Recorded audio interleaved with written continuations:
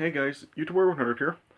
Alright, now as I start these videos to talk about different versions of A Christmas Carol, I'm going to start off by talking about the 1938 version of A Christmas Carol. So overall, this seems to be like the most liked Christmas Carol movie by critics. I mean, this has a perfect score on Rotten Tomatoes from critics on the tomato meter. I mean, it has a full 100%. So, yeah, the critics really seem to love this movie. And, yeah, the movie, it is a pretty good movie. And I would say that it is a good adaptation of the story of A Christmas Carol. Yeah, it has, like, contains elements in this film that really aren't in, like, some of the other Christmas Carol adaptations. It's like, it does, like talk about, like, the engagement between Scrooge's nephew Fred and his fiance. Yeah, and it does kind of, like, it goes, like, through, it takes Scrooge throughout, like, a slow development. Like, it it shows, like, Scrooge, like, really slowly transitioning from, like, his cold, heartless self into, like, the person that he realizes that he needs to be by the end in order to, like, make what, to prevent what he's shown that will happen to other people, well, in the future. And, it does, like, do it good. And, yeah, you have Reginald Owen as Scrooge in this film, and, yeah, he does do a really good job. And especially as, like, really the cold jerk, really. I mean, yeah, he does, like, pull it off really well. I mean, he just really seems like the perfect Scrooge, and plus, he looks perfect for Scrooge. Like, he looks like a, yeah, he's, like, really old, like, probably around, like, over the age of 60, and he just looks perfect for the role of Scrooge. And he does really give a good performance for how we first see Scrooge. I mean, he does do it, like, really well, of just, like, a real good performance of being just a really heartless man, and basically just thinking only of himself and not really caring about Christmas. Yeah, and it just shows, like, how a good representation of how he does act towards Cratchit and Fred and just about everybody else around. Yeah. And I do like how this film really does kind of, like, show that even though Cratchit, he's not really paid well, he does, like, use his money to just try to take care of his family as good as he can. Like, like after Cratchit gets, like, fired by Scrooge early in the film, it shows that he uses what money he has left to just buy food for his family for Christmas dinner. So, yeah, it does show how much, like, Cratchit really does care for his family. Yeah. And it also, like, does good of, like, showing how even though Tiny Tim does have, like, the unknown disease, which he was revealed that if everything, like, remains as it is, that he'll die. I like how it really does show how Tiny Tim really is, like, really joyful, and he's really, like, basically, like, not really showing any, like, he still tries to remain, like, really happy and cheerful, and he just tries to still, like, enjoy what he can in his life. I do like how it does portray Tiny Tim in this film. And, and it is, like an interesting way how when the film opens up, we have, like, Scrooge's nephew Fred meeting Cratchit's boys. He's Peter and Tim. And, and I do like how at first Peter and Tim are unaware of who Fred really is, and then once Fred reveals that he is the nephew of Scrooge, Peter and Tim just, like, become, like, scared and bolt away, basically thinking how that Fred acts the same way as Scrooge does, even though that he doesn't. So, well, yeah, I do like how it really does, like, show, how, like, even though how Fred's really nothing like Scrooge, even though he is a family member of Scrooge, who the people, well, Cratchit's sons really do feel that he is the same way. And yeah, as I said, this film, it does like have some different, um, well, some elements of A Christmas Carol that really aren't in some other films. Like as I said before, it like has the story about the engagement of Fred and his fiance. Yeah, and yeah, it eventually is revealed while Scrooge is with the ghost of Christmas Present. It shows how Fred and his fiance, they really are not in the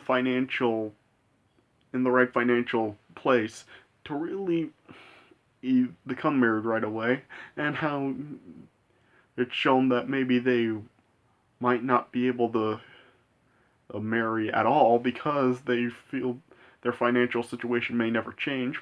And the same thing with Cratchit, even because of how of Cratchit's financial situation thanks to Scrooge, how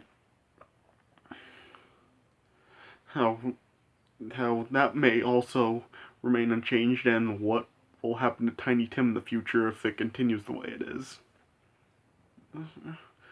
Yeah, but yeah, that is still like in other versions. Like, yeah, that's basically like right in every version how Scrooge has shown the position Cratchit is in, and what will happen to Tiny Tim if it's unchanged, and later on shows what will happen to him, how Tiny Tim will die before the next year's Christmas if everything remains the same.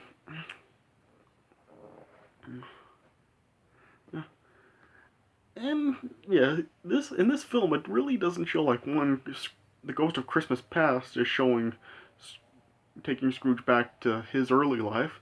It doesn't show anything about Scrooge and his girlfriend and together. It doesn't have anything involving where Scrooge just becomes very money greedy, and how he eventually just cares more about his money and gold than he did about his girlfriend, and his girlfriend just leaving him. Instead, what this movie does to show what Scrooge's past, it's that it just shows what how Scrooge is when he's young, how he's just spending the holidays at school because his father felt that he'd be better off spending the holidays focusing on his studies rather than being with family. And it, and eventually, like Scrooge's sister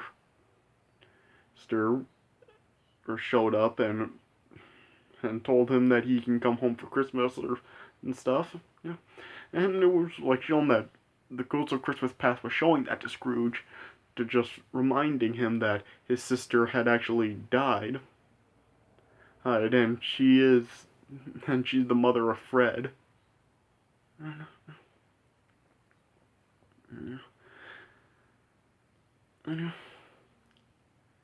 And yeah, if I do have like a few like minor gripes with this film, it is just kind of like about the effects and stuff. Like when Scrooge first arrives home, when Jacob Marley confronts him, like we see like the knocker symbol on his door, and it just like shows Jacob Marley's face just like fading there. Like it's just like it's not even like a part of the actual well knocker piece. It just like is fades into the piece, and then it just like fades away. So yeah, kind of like a cheap effect right there. I mean, I'm sure it was probably like an impressive effect back then, but it really hasn't aged well now. You know, and yeah, just yeah, the effects really just they don't hold up really well today. I mean, the effects really are pretty outdated today.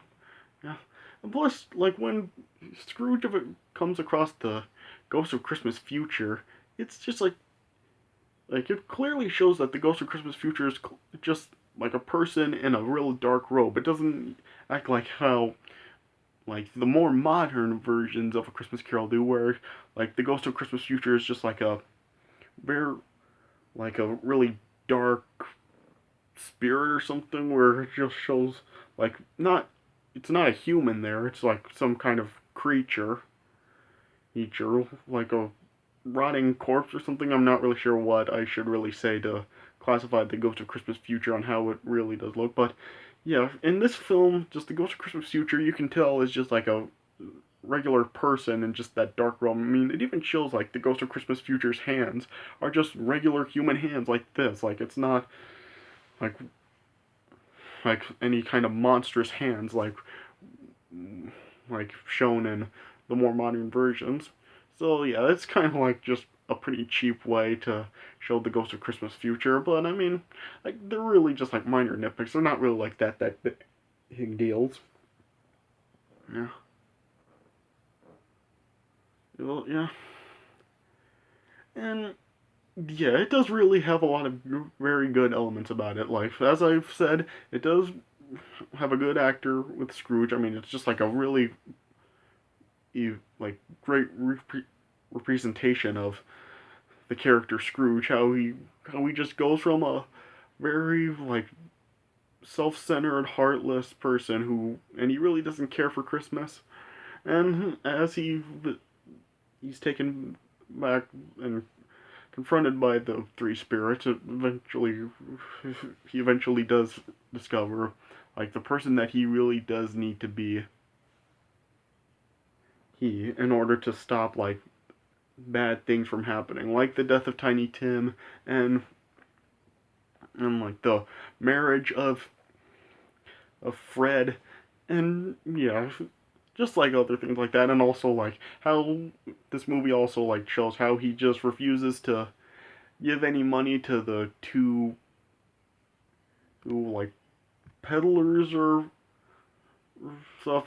Yeah, just the solicitors that are trying to collect for the poor. It does like show how he refuses to do that at first, but then at the end of the movie when he changes, it does like show him talking to them again, and it does like he does tell them that he will give them money for the poor, but yeah, it's never revealed how much, but yeah, it was a lot of money. Yeah.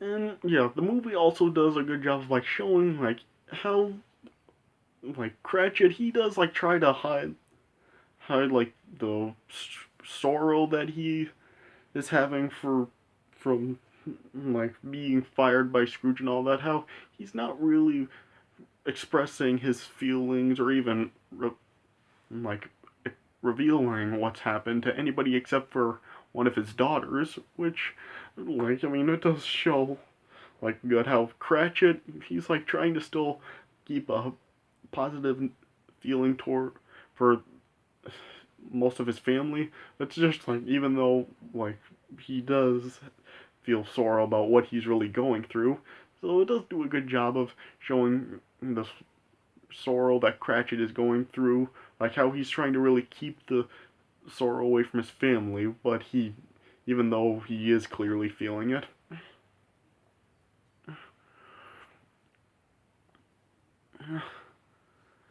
You know, and it does also like do good at the ending where when Scrooge decides to change and how though it is kind of like does like make me question something a little bit because once he does change at first he then saw that boy in the street and just had him go buy a turkey for him to give to the Cratchits, which I'm really not sure why he's having someone else do that. I mean, if he really does have that full change of heart, shouldn't he have gone to do that himself? So, yeah, kind of like questioning your judgment right there, but yeah. Yeah, and yeah, then Jill's like, rather than, and like, usually like Scrooge would, like, in other variations, Scrooge has made, like, Cratchit his new partner, but instead he gives that position to Fred, and instead what he does for Cratchit is he rehires him and just, like, gives him a really high raise.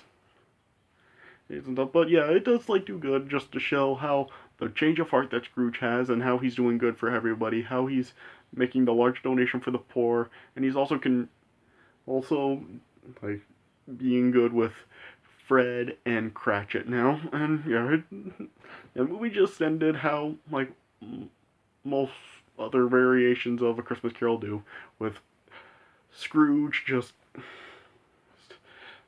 was like contributing to the Cratchit family. He gave them like a whole thing of food for their Christmas dinner, and yeah, he gave like the presents to the Cratchit children.